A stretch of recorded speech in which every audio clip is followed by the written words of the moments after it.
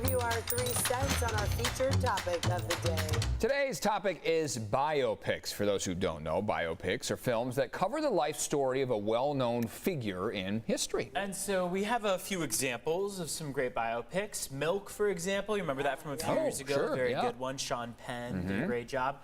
Gandhi, Fruitvale Station, and just a few to name. The Queen one was very good as well. Yes, For a couple I never years saw back. that one. I wanted to see that. So biopics tend to get mixed reviews based on how the director decides to tell the story, but what makes a good one? And before we give you our 3 cents on this topic here, we want to turn it over to David Daniel, who has a behind-the-scenes look at the newest biopic hitting the big screen this weekend, and it's about the life of a legendary boxer. Listen to me, George. You got a punch like I've never seen. But in every battle, the greatest foe that we will combat isn't here. Chris Davis and Forrest Whitaker star in Big George Foreman, the miraculous story of the once and future heavyweight champion of the world. George should change his name from Foreman to Poor Man. To hurt. What's my name now, fool? Foreman is the new heavyweight champion of the world.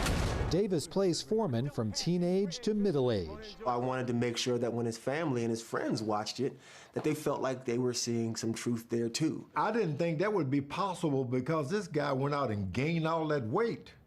And he came back as the big old lovable bald-head George Foreman. Whitaker remembers the era of Foreman, Muhammad Ali, Joe Frazier, and Ken Norton vividly. This is when, like, the heavyweight champion of the world was like not just an icon, like a giant. I remember sitting there with my dad, and my brothers, my cousins, watching the fight and talking about it. The fight was the legendary Rumble in the Jungle.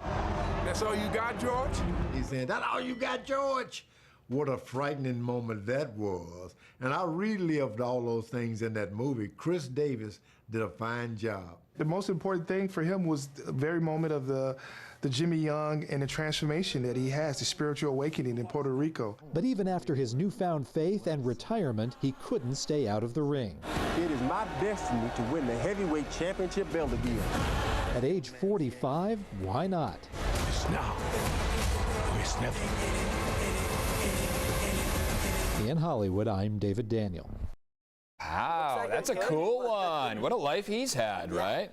Yeah, I mean, I wonder if they're going to dive into the George Foreman grill, which, I mean, was just is gonna synonymous say, with George Foreman. As a 28-year-old, honestly, I only knew him as a grill maker. Well, I knew him as a legendary boxer, which is why I bought the George Foreman grill, because of his. I feel like these biopics, you need to have a character or a person that has had lots of layers in their life.